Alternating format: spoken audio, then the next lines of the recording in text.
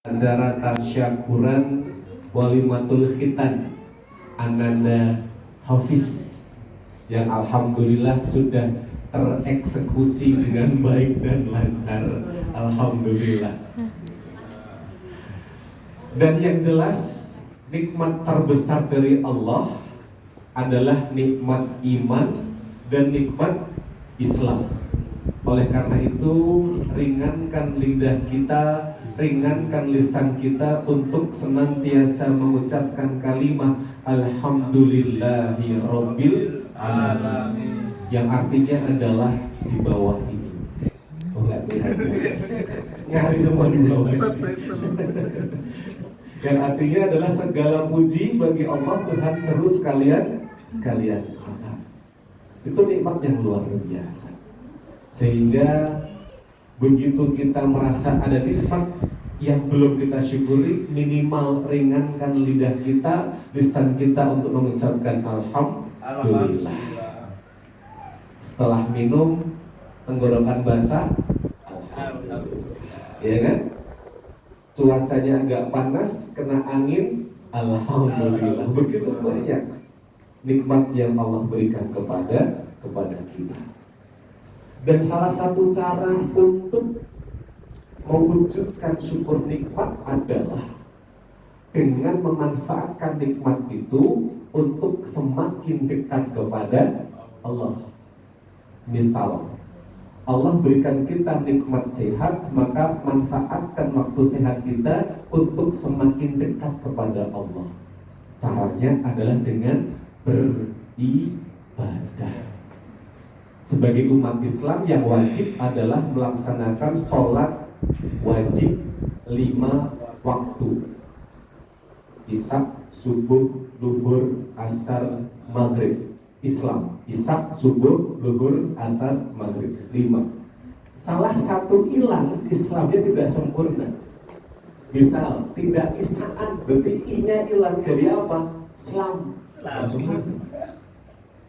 Isaan tapi tidak subuhan, jadi apa? Ilham. Jadi yang sudah balik, Mas Haris sudah khitan, nah ini dijaga sholatnya wajib 5 waktu. Kok yang anak-anak, yang tua saja kadang sering long bolong tadi. Iya kan? Nah, Ahmad apa kabar? Iya. Sholat yang paling berat itu buat umat Islam adalah sholat Isya dan subuh. Oh betul katanya, kata Mbak Yuri betul. Itu semacam reuni saya, Mbak Yuri satu angkatan di SMA 4, alhamdulillah. Mas Aris kakak kelas saya. Jadi semacam reuni di sini. Iya kan? Ketika umat Islam tidak isya'an, tidak subuhan, maka termasuk tanda-tandanya kaum yang munafik. Nah, maka monggo dijaga sarang-sarang mengingatkan. Ketika ada yang lupa, diingatkan. Tidak ada salahnya mengingatkan teman untuk senantiasa menjaga yang 5 itu. Ketika fase anak-anak seperti Mas Hafiz, ada fase latihan. Karena apa? Usianya anak-anak. Tapi nek tekan gede kok latihan terus. Nah ini ada fase paksa. Ibadah itu harus dipaksa. Ketika dipaksa akan timbul rasa terpaksa. Ketika terpaksanya berulang-ulang akan terbiasa. Terbiasanya lama menjadi sebuah kenikmatan. Maka puncaknya ibadah adalah nikmat. Kalau sholat kok masih terpaksa, berarti belum sampai ke fase kenikmatan. Maka monggo sareng-sareng memanfaatkan nikmat Allah untuk semakin dekat kepada Allah. Itu contohnya baru sholat aja.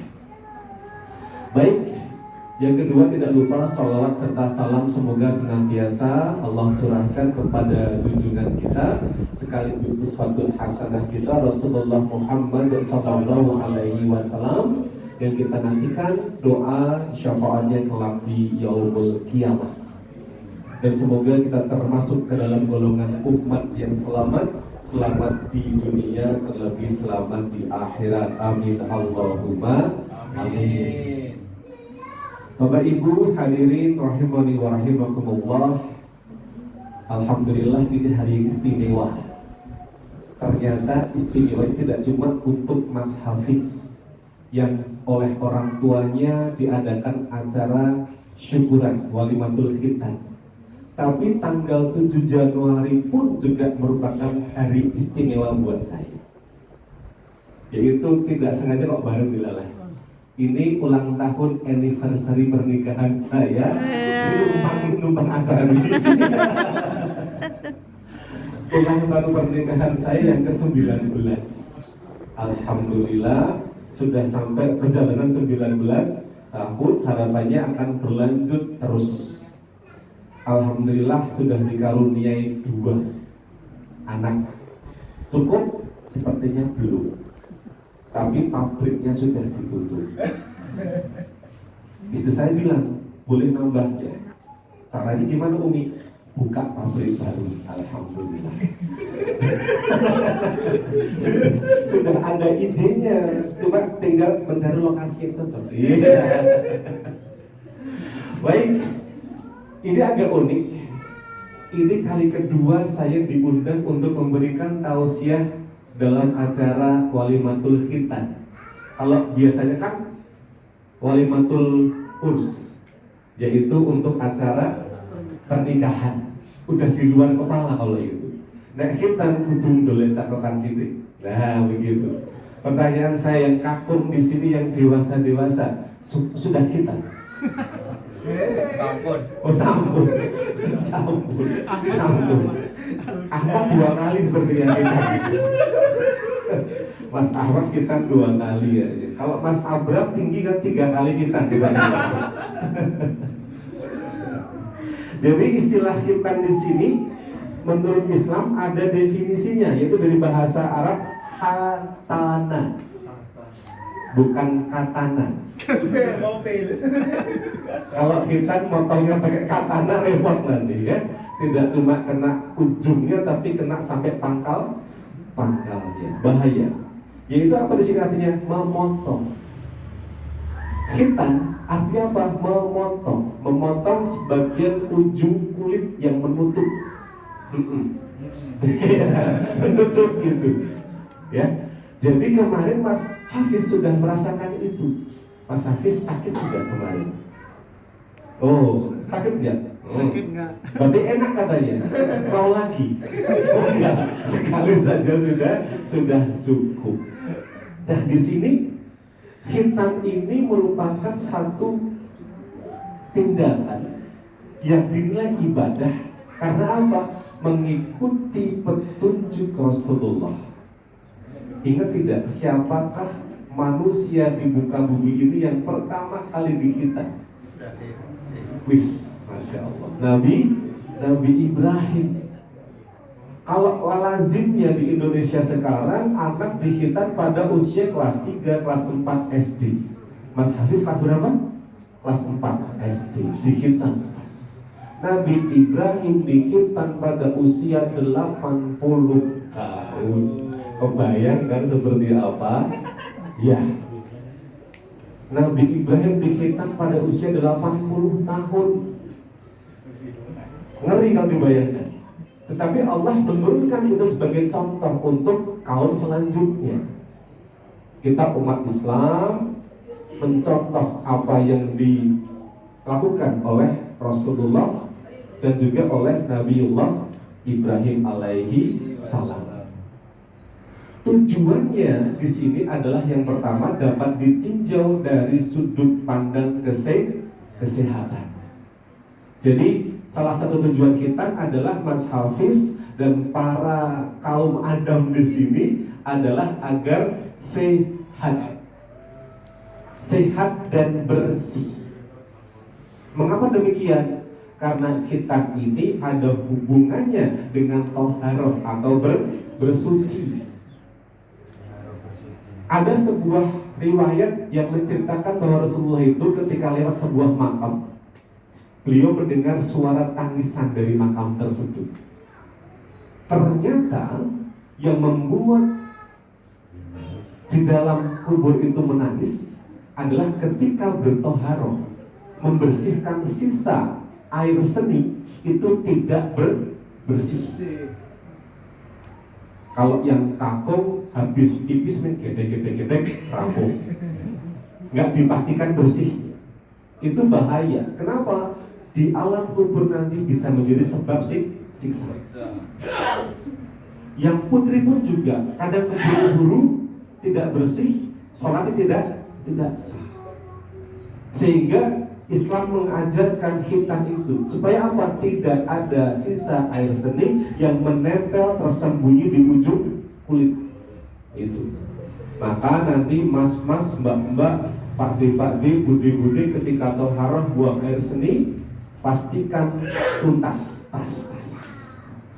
Kalau secara ilmu yang saya pernah dapatkan itu, sebelum dibersihkan secara terakhir, pastikan tidak ada sisa air yang tertahan di saluran kencing tersebut. Caranya kalau kakung dan putri sama, maksimalkan untuk berdehem 3 kali dengan mendorong perut. Itu untuk mendorong keluar. Dan sunnahnya adalah ketika buang air kecil dalam posisi jongkok. Itu sunnahnya adalah jongkok. Tetapi di Indonesia kadang sulit menemukan tempat untuk itu. Ketika kita pergi ke luar kota, berhenti di SPBU, ingin buang air kecil, tempat buang air kecilnya apa? Berdiri. Nah itu pada sunnahnya menurut Islam adalah berjongkok. Tujuannya apa? Satu, biar cipratan airnya tidak kembali kepada baju kita, sehingga baju tetap suci. Kan begitu. Nanti di rumah dicoba jongkok ya, tapi jangan kayak.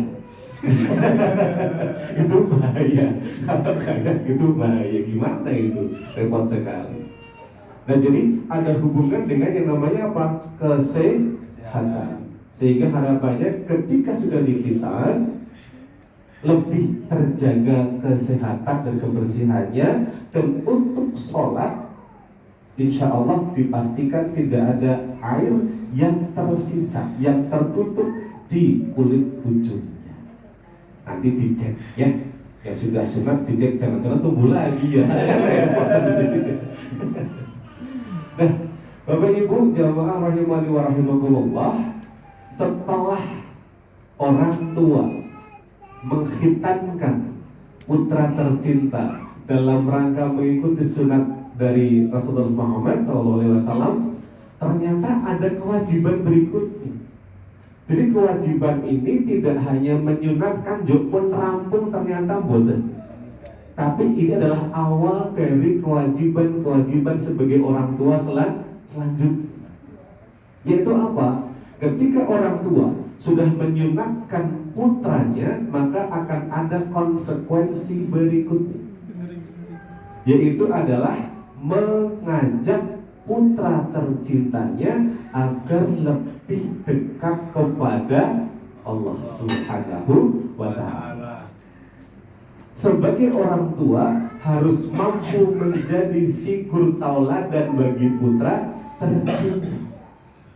Sedikit saya sampaikan, unik menjadi orang tua di zaman sekarang. Kalau zaman dulu sepertinya nursul lagi, anak itu manute kalih wong tua. Anak zaman dulu itu, saya merasa produk zaman dulu. Sampai sekarang ketika saya ngobrol dengan orang tua saya, masih menggunakan bahasa kromo, bahasa Jawa kromo alus atau kromo inggil. Saya kepada orang tua saya. Tapi anak zaman now, kids zaman now, kadang bahasa Jawa yang dipakai oleh anak kepada orang tua sering terbalik. Yang harusnya kata tersebut untuk orang tua, malah dia pakai sendiri. Bapak, ibu, nuwun sewu, kula badhe tindak rumiyin. Bapak nek lunga hati-hati mungkin. Kan terbalik seperti terjadi. Jadi orang tua harus mampu menjadi contoh yang baik bagi putra putrinya dalam konteks ibadah. Dan di sini saya berbagi pengalaman saja, sebagai orang tua kita tidak boleh menjadi orang tua yang bersifat memerintah. Nah, Hafiz sana sholat, Hafiz sana ngaji, itu tidak boleh. Kenapa? Kalau memerintah saja berarti orang tuanya tidak melakukan. Tetapi harus menjadi orang tua yang bersifat mengajak. Hafiz sholat yuk, nah begitu. Hafiz ngaji yuk, begitu. Hafiz hafalan Quran yuk. Jadi ketika orang tua mengajak, otomatis orang tua juga akan melakukan. Dan yang terpenting adalah anak itu butuh figur contoh. Saya pribadi bukan orang tua yang baik dalam tanda petik yang sempurna, bukan, jauh dari itu. Tetapi saya berusaha untuk ke arah sana. Dengan anak saya tidak pernah banyak berbicara, tetapi memberikan contoh yang tidak bisa dibantah oleh anak saya.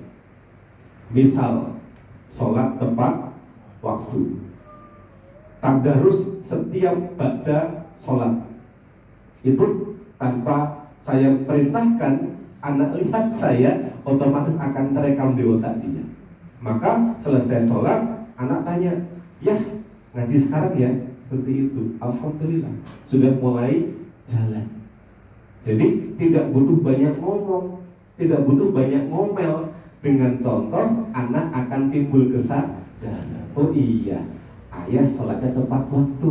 Oh iya, ayah ngajinya rutin. Anak akan mencontoh. Jadi ketika ada orang tua yang berharap anaknya solih, itu wajar.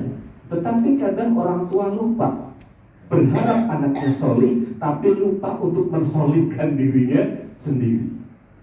Saya pernah nanya ini, tetangga saya, termasuk orang atau keluarga yang berekonomi mampu, yang akung bekerja di sebuah instansi negara, pendapatan lumayan, dikatakan di atas rata-rata. Anaknya disekolahkan di sekolah bernuansa Islam terpadu. Saya tanya iseng-iseng, Mas, kok putranya di sekolah saya kenapa? Wah, aku pengen anakku dadi wong solih orang koyo aku. Apik. Dia bilang begitu. Dikirimkan anaknya ke sekolah Islam terpadu agar jadi anak yang solih, tidak seperti bapaknya. Bilang begitu. Kelas 1, kelas 2, sampai kelas 6 lulus. Alhamdulillah si anak khatam, hafal juz amma, juz 30 hafal. Masya Allah, luar biasa. Tapi saya perhatikan, di sekolahan hafalan bagus, di sekolahan jamaah sholatnya terjaga, di rumah tidak pernah sholat. Tak tanya anaknya,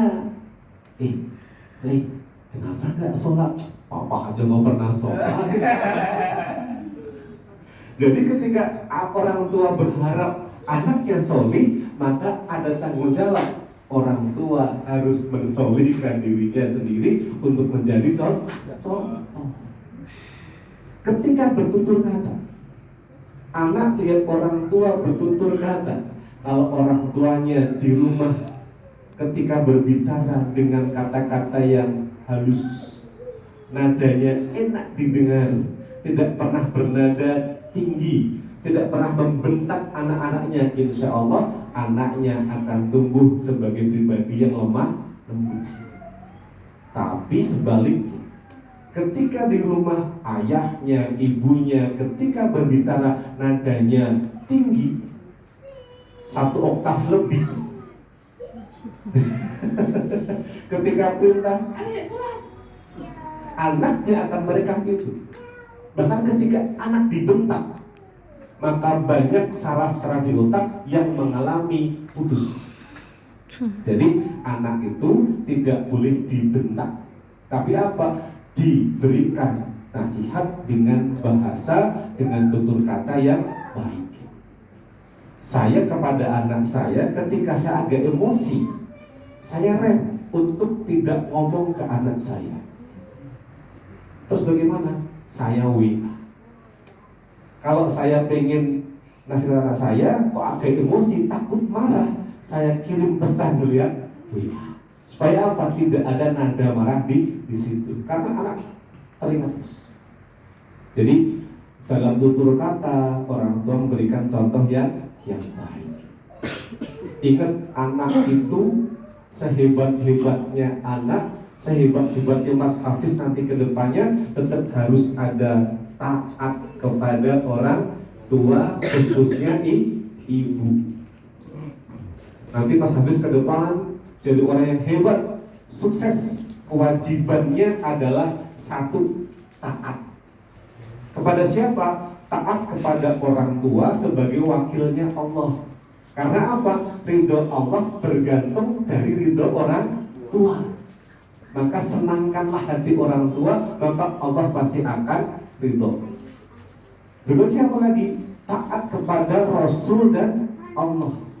Maka anak yang taat kepada orang tua, insya Allah juga akan taat kepada Rasul dan kepada Allah. Jadi ketika orang tua paham tanggung jawabnya kepada anak, memberikan contoh yang baik, mengajak anak untuk lebih dekat kepada Allah, mengajarkan hal-hal yang dekat dengan agama, insya Allah anak taat kepada orang tua, maka anak akan tumbuh di dalam lingkungan yang agamanya kuat. Nuwun sewu, sekarang ini yang menjadi benteng terakhir kita adalah agama. Apapun ketika lepas dari agama maka akan hancur. Dengan agama hidup kita akan terarah. Dengan agama kita akan paham mana halal, mana haram. Tanpa agama saya ngerti halal haram. Dengan agama hidup kita pun akan selamat di dunia, terlebih selamatnya di akhirat. Sekarang saya tanya, yang rawuh di sini ketika diminta memilih surga atau neraka? Surga. Meskipun orang tahu ibadah, tetap mikirin deh surga. Tetapi ke surga itu juga tentunya tidak mudah. Kalau syarat ke surga mudah, itu namanya bukan sebuah tantangan. Karena berat itu hadiah dari Allah adalah surga. Kalau ringan hadiahnya bukan surga tapi payung cantik. Nah, beda. Coba ketika yang kampung itu sholat Jumat, di awal khutbah itu pasti ada kalimat khotib berwasiat kepada diri khotib sendiri dan jamaah untuk meningkatkan kualitas iman dan takwa. Betul tidak? Iya. Caranya bagaimana? Dengan melaksanakan apa yang Allah perintahkan dan meninggalkan apa yang Allah larang. Itu kira-kira mudah atau tidak? Tidak. Sangat berat. Melaksanakan perintah Allah itu berat. Sholat 5 waktu itu berat. Puasa itu berat. Zakat itu berat. Haji itu berat. Ketika kita memikirkan sebagai sebuah beban, ibadah terasa berat kalau kita memikirkan sebagai sebuah beban. Tetapi ketika kita memikirkan sebagai sebuah kewajiban dan kebutuhan, maka insya Allah ibadah tidak akan terasa berat. Maaf izin bertanya, yang rawuh di sini, ketika adzan berkumandang di masjid, apakah hatinya itu ada rasa langsung ingin ambil air wudhu atau gitu kan? Atau sama aja, ya kan? Harusnya ketika iman kita dalam kondisi yang bagus, ketika adzan berkumandang kita langsung bergerak menuju ke tempat wudhu, ya kan? Bukan malah dilit sebentar lagi nanggung nih lagi push rank. Wah, nah sekarang lagi main game nih, ya kan begitu. kesibukan duniawi kadang mengalahkan fokus kita untuk mendekat kepada Allah. Ini yang bahaya.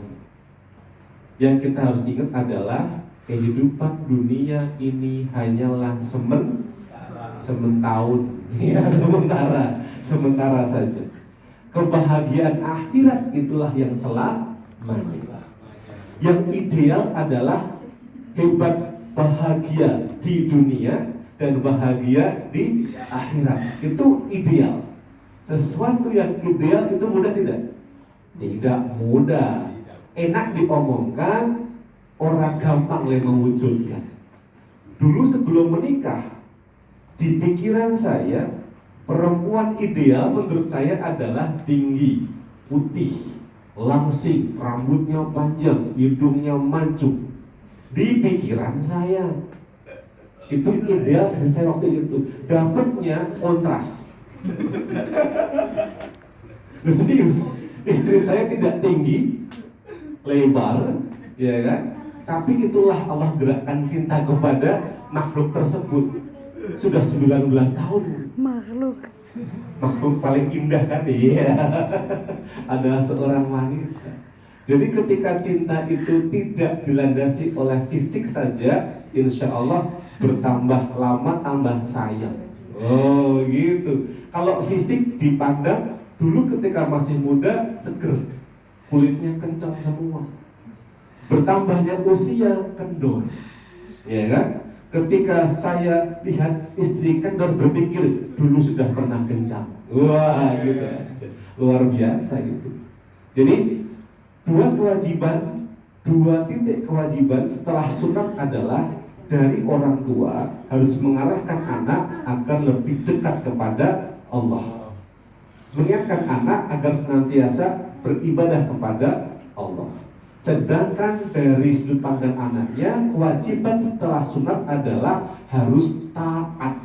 Jadi Mas Hafiz harus taat kepada siapa? Kedua orang tua, kepada ayah dan ibu. Kepada Allah harus taat, kepada Rasulullah juga harus taat. Sedikit cerita, kadang orang itu terus memaksa dirinya harus taat kepada Allah. Ibadahnya bagus, kepada Allahnya bagus, tetapi kadang kepada sesama manusianya kurang baik. Rasulullah itu kan sosok suri tauladan yang paling sempurna. Ketika orang Islam patuh pada perintah Allah, disempurnakan lagi dengan cara apa? Menjaga sunnah dari Rasulullah. Jadi kalau Mas Hafiz sudah sholat, ibadah kepada Allah, kepada orang lain apa? Harus bersikap baik, harus ramah. Nah, orang yang mampu menerjemahkan sholat dalam kehidupan sehari-hari itu luar biasa. Jadi sholat itu kalau ibadahnya cepat, cuma takbir sampai dengan salam, namun gangsal menit, 5 menit. Tapi mendirikan sholat, aqimis sholah itu bisa 24 jam. Artinya apa? Menerapkan ajaran sholat dalam kehidupan sehari-hari. Kalau sudah sholat, Mas Hafiz dan semuanya di sini mengatakan Allahu Akbar, Allah Maha Besar. Artinya apa? Kalau sudah sholat, ya jangan jadi orang yang sombong. Sombong adalah pakaiannya Allah. Mau Anda kaya, mau jabatan Anda tinggi, mau fisik Anda bagus, itu semua hanyalah titipan dari Allah. Tidak boleh sombong. Sholat itu apa? Contoh kegiatan ibadah yang menunjukkan bahwa kita itu makhluk yang lemah, harus sujud. Apapun jabatannya, sujud. Posisi di mana kepala sebagai tempat paling tinggi berada di tempat yang paling rendah. Tidak boleh sombong. Dan juga apa? Sholat itu menebarkan salam. Assalamualaikum ke kanan dan juga ke kiri. Artinya apa? Peduli terhadap orang di sekitar. Ada kepekaan sosial. Jadi sempurna sudah ketika orang bisa beribadah kepada Allah, dan mengimplementasikan, menerapkan ajaran sholat di dalam kehidupan sehari-hari. Harapan kita semuanya yang saya sampaikan ini kita tujukan kepada Mas Hafiz, tetapi insya Allah yang hadir mendengarkan pun mendapatkan hikmahnya dan dapat diterapkan di dalam kehidupan sehari-hari. Paham sih? Ini nuwun sewu, saya tidak menggurui, saya lebih kepada mengingatkan diri saya sendiri. Seperti ini, menyampaikan sesuatu seperti ini untuk saya lebih kepada internal, karena saya punya konsekuensi yang berat. Kenapa? Sebagai pendakwah atau penceramah, ketika saya tidak melaksanakan apa yang saya sampaikan, hukuman dari Allah jauh lebih berat. Jadi seperti mengingatkan diri saya sendiri. Tadi Anda berbicara mengajar anaknya dengan lemah lembut. Kalau di rumah saya ngomongnya kasar, Allah berikan saya azab 2 kali lipat. Jadi berceramah itu lebih kepada ngiling ke awake dhewe. Jadi tidak banyak yang saya sampaikan. Semoga dengan dihitankannya Mas Hafiz, secara pribadi Mas Hafiz dapat lebih dewasa. Meskipun kelas 4 tapi dewasa. Bukan dalam arti dewasa yang macam-macam, tidak. Tanggung jawabnya bertambah. Kepada anak, kepada orang tua berbakti, menyenangkan hati orang tua. Sebagai siswa rajin belajar, sebagai hamba rajin ibadah. Nanti harapannya anak Mas Hafiz ini akan tumbuh sebagai anak yang dapat menjadi kebanggaan bagi orang tuanya. Dan anak merupakan investasi orang tua. Doa anak yang solih lah yang nanti tembus ke alam barzah, meskipun orang tua sudah meninggal dunia. Kan tidak akan terputus amal seorang manusia kecuali 3 hal. Apa itu? Ilmu yang bermanfaat, ya kan? Sedekah jariyah dan doa dari anak soleh. Maka ketika Anda ingin doanya diterima oleh Allah, harus jadi anak soleh dulu. Anak soleh bukan artinya namanya soleh, bukan. Tapi perilakunya itu seperti yang Allah perintahkan dan dicontohkan oleh Rasulullah. Yang terakhir, menjadi baik itu mudah, tetapi menjadi baik terus-menerus itu tantangan tersendiri. Biasanya kalau setelah majelis ini ada semangat untuk berubah, tetapi ketika selama 40 hari sebagai umat Islam tidak pernah hadir ke majelis taklim, hatinya akan keras. Jadi minimal umat Islam itu terkena siraman rohani itu 40 hari sekali, selapanan gitu orangnya. Tapi kalau yang kakung-kakung beruntung ada setiap hari Jumat itu recharge-nya, isi ulang imannya melalui khutbah Jumat. Tapi faktanya kadang rawuh Jumatan langsungan. Terima kasih. Khotibnya khutbah tidak tahu isinya apa, kan begitu. Ramu-ramu keplak aja nih, tangis ramu khutbah ya, itu bahaya. Mulai Jumat depan ketika khutbah, ya. Kalau khutbah Jumat itu yang hadir jamaah, sunnahnya adalah melihat kepada khotibnya, memperhatikan isi khutbah. Tapi yang terjadi kalau Jumatan datang awal mencari tempat yang ada sandarannya. Padahal yang paling bagus yang paling depan. Jangan dibalik, datangnya awal cari yang paling belakang, ada sandar tidur gitu, bukan. Coba besok ke depan Jumatan datang awal, soft paling depan, ketika khutbah tatap wajah khotibnya, perhatikan isinya, diingat-ingat. Kalau saya kadang bawa HP ketika Jumatan, saya rekam isinya. Sampai rumah saya putar lagi, tak tulis ulang. Seperti itu. Jadi HP tidak buat motret khotibnya bukan, tapi untuk merekam isi khutbah. Sudah saya coba di beberapa tempat, itu menyenangkan. Oh, sampai di rumah saya putar lagi, bisa mendapatkan ilmu yang tadi saya dapat. Jadi itu dapat saya sampaikan, tidak panjang, tetapi insya Allah ada hikmah yang dapat dipetik oleh Mas Hafiz, oleh Pak Hawas, oleh Miss Akti dan kita semua yang hadir pada kesempatan kali ini. Dan sebelum kita akhiri, monggo kita sareng-sareng berdoa untuk Mas Hafiz agar senantiasa diberikan kesehatan, agar dapat tumbuh menjadi putra yang solih, menjadi kebanggaan bagi kedua orang tuanya. Amin. Sebelum berdoa, monggo kita beramal solih kanthi membaca umul kitab Hadaniyah Al-Fatihah. A'udzu billahi minasyaitonir rajim. Bismillahirrahmanirrahim.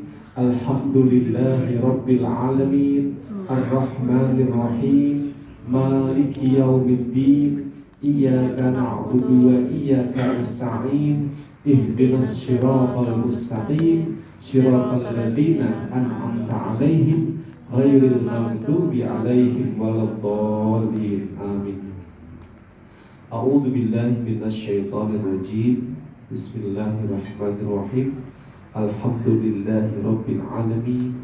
Hamdan syakirin, hamdan na'imin, hamdan yu'afi ni'amahu wa yukafi mazidah.